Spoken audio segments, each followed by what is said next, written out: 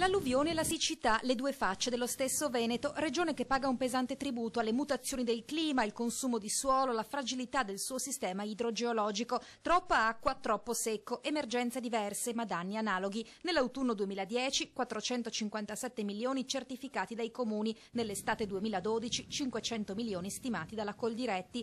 E per mettere in sicurezza il territorio servono 1,5 miliardi di euro contro gli allagamenti e 1,7 miliardi contro l'arsura, ma al momento ci sono solo 76 milioni per 22 progetti, altre 200 idee progettuali sono ferme per mancanza di fondi. L'appello dei consorzi di bonifica è alla Regione. Se vuole investire nell'acqua deve assolutamente pensare a strutturare e a dare una risposta strutturale, ripeto, e non a pioggia, passatemi il termine, a un problema che si chiama avere la disponibilità dell'acqua nel territorio.